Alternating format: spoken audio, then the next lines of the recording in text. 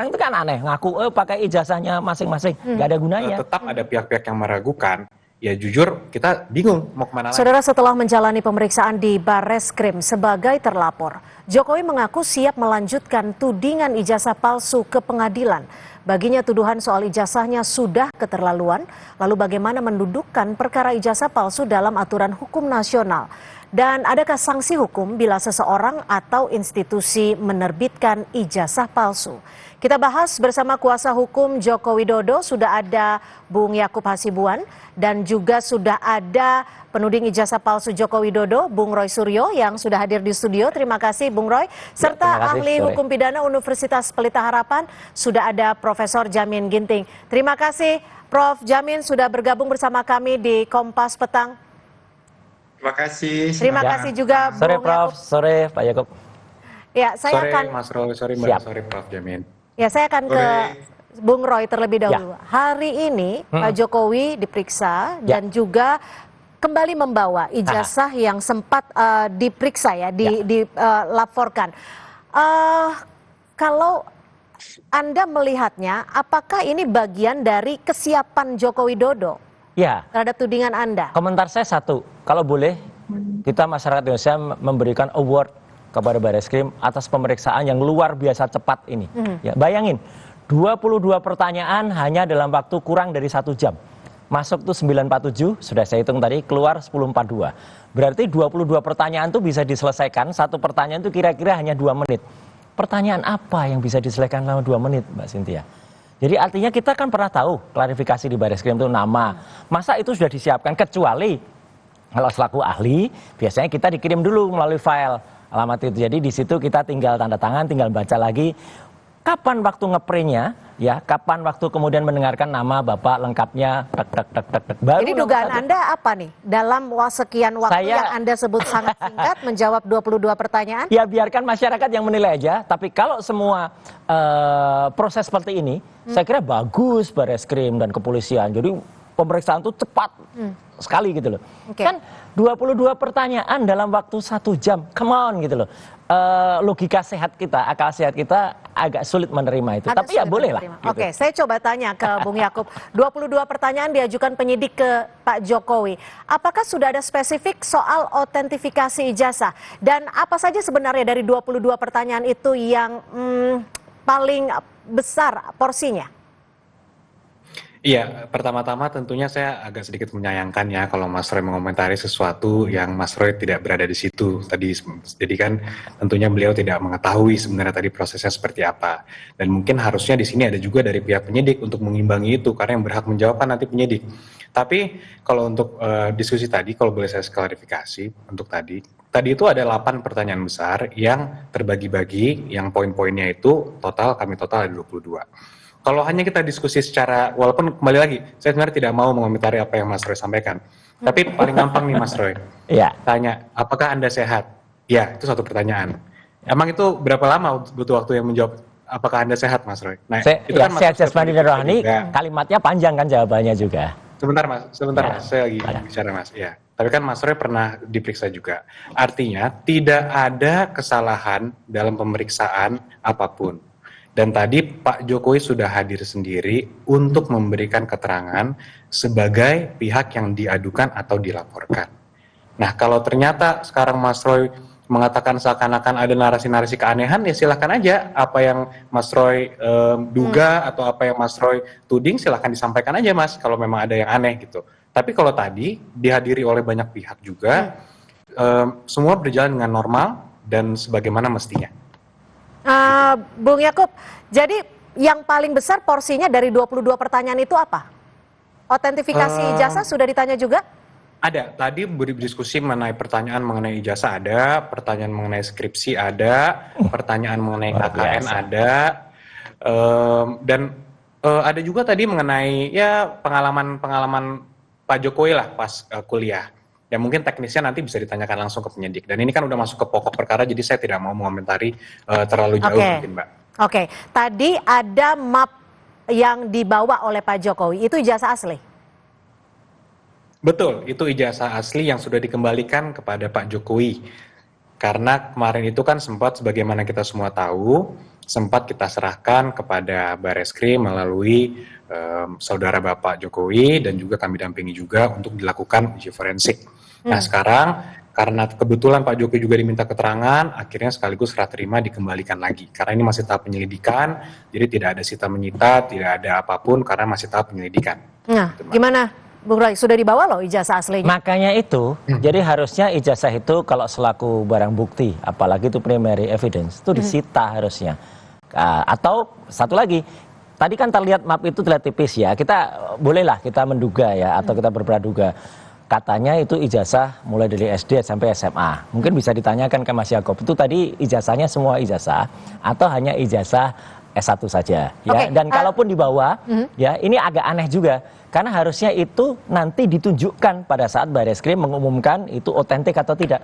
Sekali lagi, tim kami ya itu akan kemudian menyatakan kalau misalnya nanti Bareskrim misalnya mengumumkan, bisa juga pengumumannya nggak minggu depan loh. Bisa juga malam ini. Tiba-tiba malam ini ya itu diumumkan ijazahnya otentik gitu. Tapi hanya narasi saja. Gimana bisa menunjukkan yang asli? Konon kalau yang asli itu sudah dibawa lagi oleh Jokowi. Tapi kan Pak Jokowi tadi juga mengklaim akan kok ditunjukkan ke publik tapi di pengadilan. Lah ya itu makanya kan kayak Bu Mega tadi, kalau bisa dibikin pendek, kenapa harus dibikin panjang gitu loh. Obama saja, sekelas Obama saja ditanyakan soal akte kelahirannya, dia sertifikat birth-nya langsung ditunjukkan, selesai kan gitu. Ini nggak bikin ruwet, nggak bikin panjang. Jadi keraguan inilah yang bisa jadi kalau nanti misalnya tiba-tiba, sekali lagi, tiba-tiba Lab 4, Bareskrim itu mengumumkan, ya kita minta umumkan secara detail, secara ilmiah, secara saintifik. Ya ijazahnya tunjukkan, kemudian nanti detail pemeriksaannya, uji karbon 40-nya disampaikan, kertasnya benar apa enggak, tintanya benar apa enggak. Saya pernah katakan di Kompas, ada 6 jenis tinta itu detail, dan kita bisa baca dan silahkan publik atau analis-analis yang ilmiah itu baca itu. Bung Yakob, tadi itu ijazahnya hanya ijazah S1 atau semua ijazah seperti yang sebelumnya sempat disebut Jokowi? Kita bawa semua ijazah Mbak, yang dikembalikan itu kan SMA dan kuliah. Hanya SMA dan Tapi kuliah yang tadi dikembalikan ya? Betul.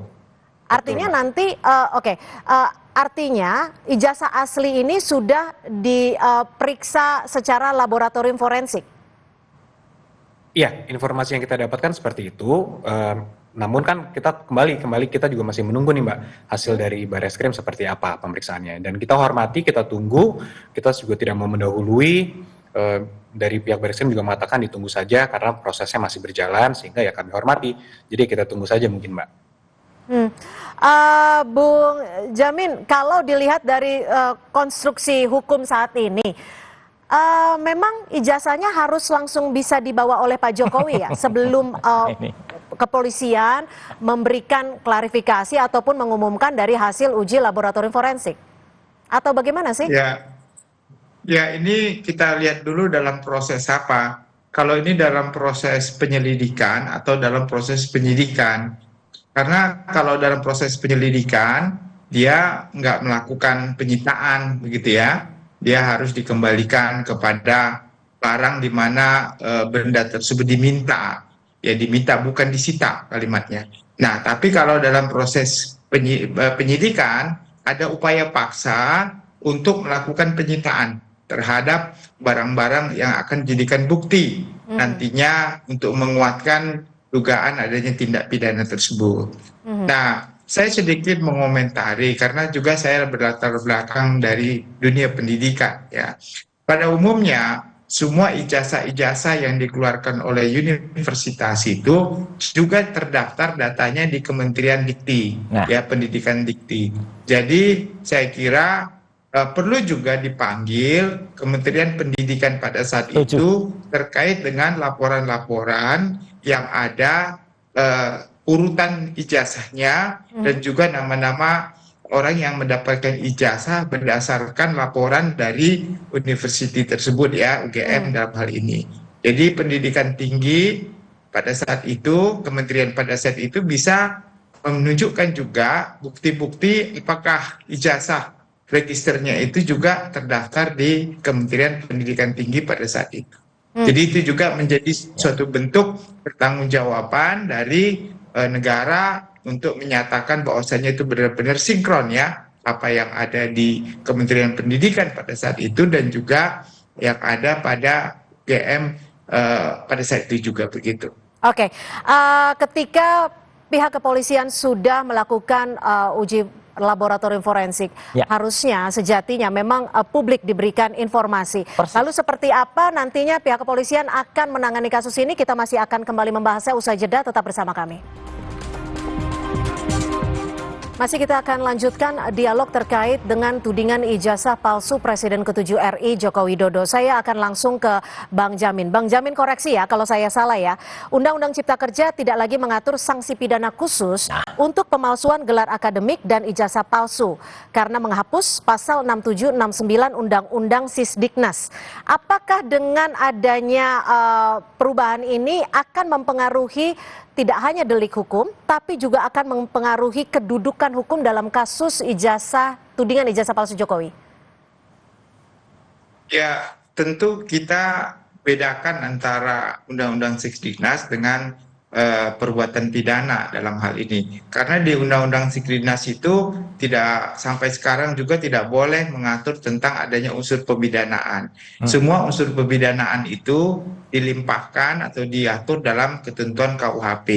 Di dalam KUHP tentu penggunaan dokumen palsu yang diatur dalam ketentuan pasal 263 ayat 2 itu merupakan dasar ya adanya suatu perbuatan pidana.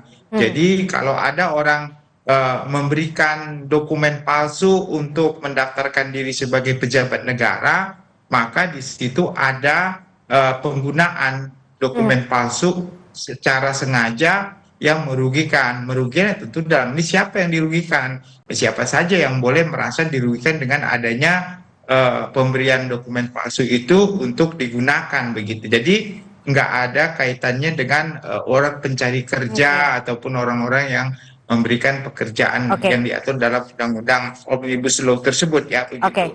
Nah, itu saya kira relevansinya lahirnya ke sana nantinya begitu. Jadi memang harus ada pemisahan seperti itu ya. Bung Roy, sebagai pihak yang bisa dikatakan meragukan, menuding adanya ijazah palsu Pak Jokowi, apa sebenarnya yang Anda harapkan dari pemeriksaan Pak Jokowi hari ini? Ya, hasilnya? Yang diharapkan hasilnya adalah sebuah hasil yang benar-benar independen, objektif, transparan kepada masyarakat dan diumumkan secara terbuka dan bukan hanya di ujung ya gitu. Karena ijazah ini nggak bisa terbit ujuk-ujuk, nggak bisa terbit sekonyong-konyong. Dia ada proses yang panjang gitu. Misalnya apa? Sebelum ijazah itu ada yang berkali-kali saya sebut skripsi. Ya skripsi itu saya sudah pegang primary evidence dari wakil rektor.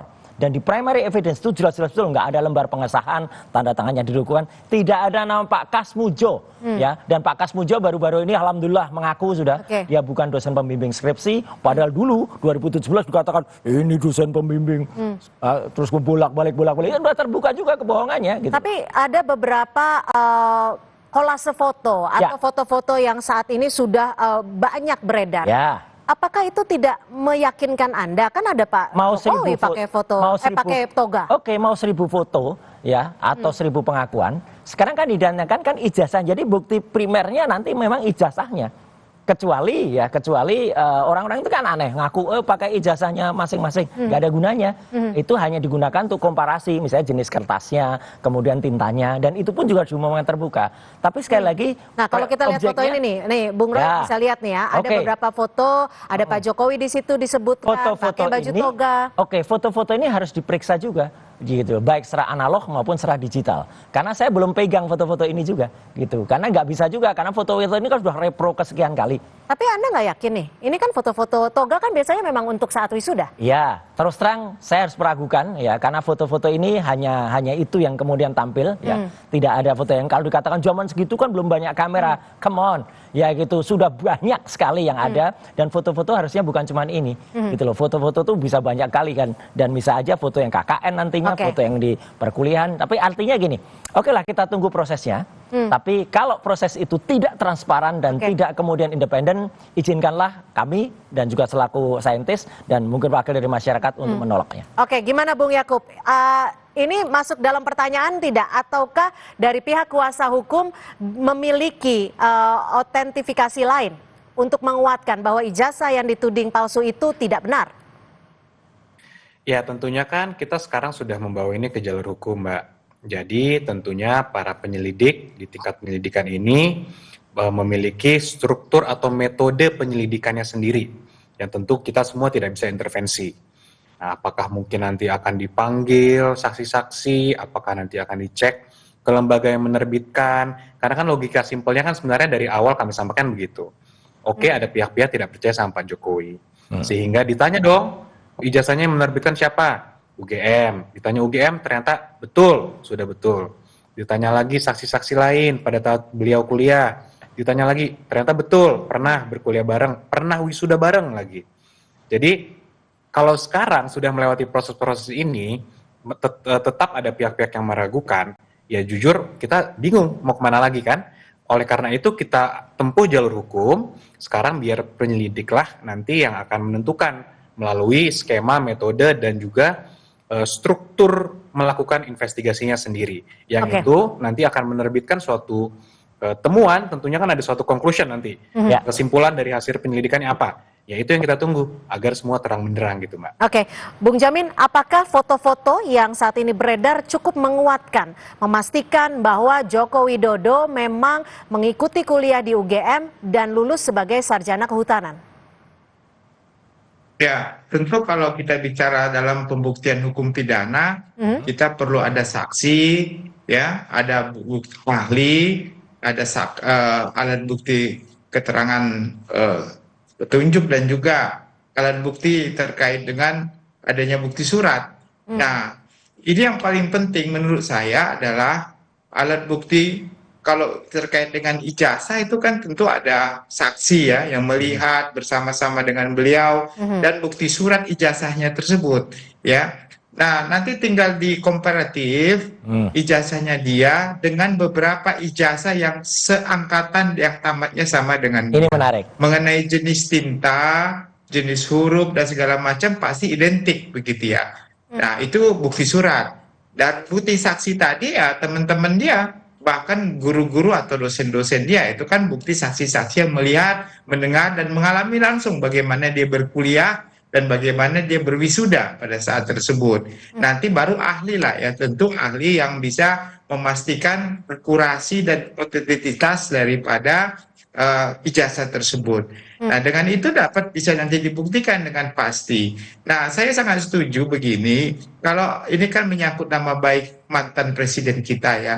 Jadi kita juga harus hati-hati ya, jangan membawa citra jelek bagi bangsa dan negara kita begitu ya. Di satu sisi, jadi kebenaran material kita perjuangkan, itu hal yang paling utama. Tetapi di samping itu jangan kita memperlakukan mantan presiden kita seperti orang yang sangat bersalah kan di media. Itu kan mencitra nama baik negara kita juga begitu.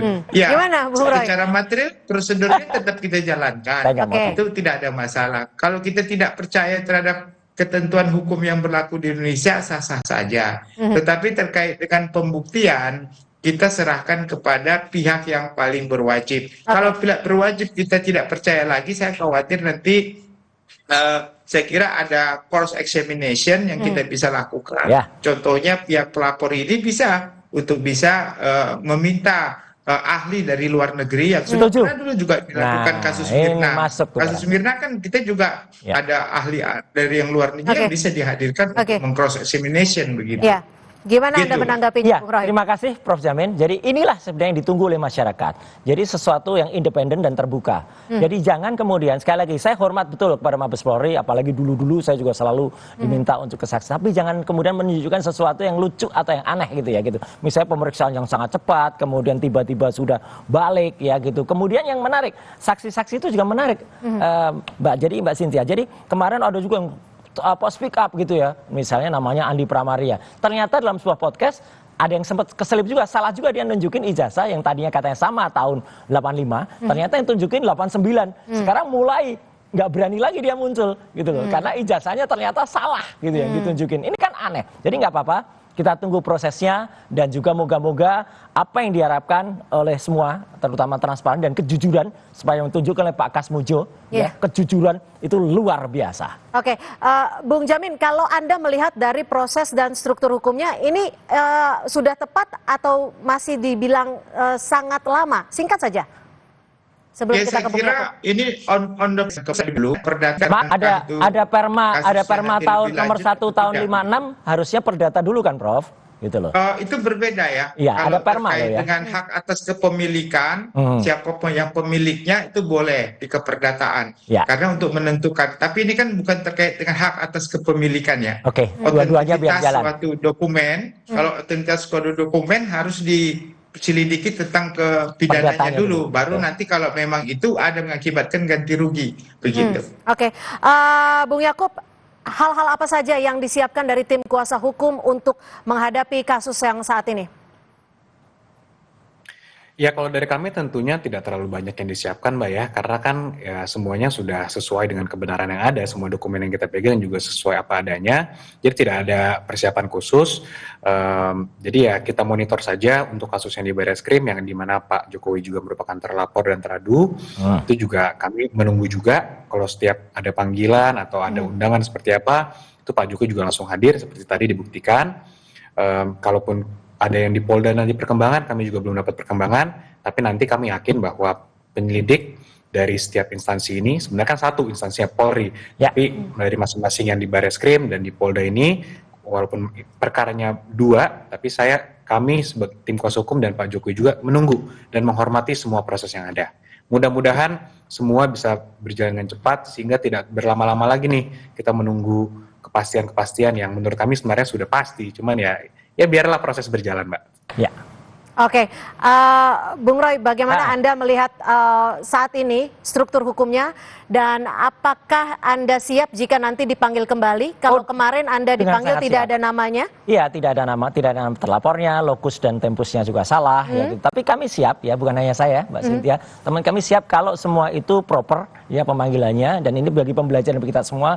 Sekaligus kemarin kita sampaikan detail ya soal undang-undang ITE itu harusnya kayak apa, karena kebetulan saya dulu termasuk orang yang ikut merancang undang-undang ITE dan keterbukaan publik. Jadi supaya tidak salah, sayang kalau Mabes Polri atau khususnya kepolisian itu kemudian quote and quote kayak dipaksakan melakukan undang-undang ya, atau memaksakan undang-undang yang tidak pada tempatnya. Kita Memang Anda melihatnya begitu sekarang? Iya, karena ada pasal 32, 35 Undang-Undang ITE yang itu mau ditimpakan kepada kami, dan itu salah besar ya. Tapi kalau mau ditimpakan kepada saudara Sandi yang mengupload tanpa izin Jokowi ya, nah itu baru masuk, itu baru asik. Oke, Gitu. baik. Terima kasih Bung Roy sudah hadir bersama kami di Kompas Petang. Dan juga Bung Yakub Hasibuan, terima kasih. Dan Bang Jamin Ginting, terima kasih untuk perspektifnya sore hari ini di Kompas Petang. Selamat sore. Terima kasih Mas Yakob, makasih Prof. Saudara, informasi lainnya di Kompas Petang masih akan kami sajikan selepas jeda. Di antaranya Komisi Pemberantasan Korupsi menggeledah kantor Kementerian Ketenagakerjaan di sore hari ini di Kompas Petang. Selamat sore. Makasih Mas Yakob, makasih Prof.